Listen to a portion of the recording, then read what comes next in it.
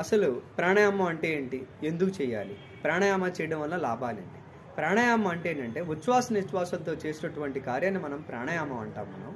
ఇది ఒక మెట్టుగా అష్టాంగ యోగములో ఒక మెట్టుగా కూడా ఉంది. యమ, నియమ, ఆసన, ప్రాణాయామ, ప్రత్యాహార, ధ్యాన ధారణలో ప్రాణాయామం కూడా ఒకటి. ఈ ప్రాణాయామం చేసే వాళ్ళకి శరీరంలో ఉండే దోషాలు అంటే రోగాలు ఎంత చెత్తా చెదారం అంతా కూడా కల్మషాలన్నింటినీ కూడా కొట్టిపడేస్తుంది ప్రాణాయామం.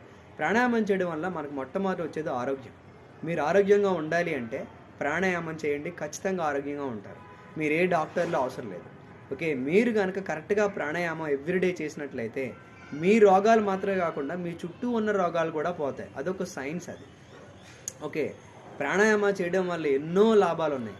మన అంతర్గత ప్రజ్ఞ పెరుగుతుంది, మీ శక్తియుక్తులు పెరుగుతాయి, మీ ప్రజ్ఞ పెరుగుతుంది, మీ యొక్క ఒకే ఆరా కూడా విస్తరిస్తుంది.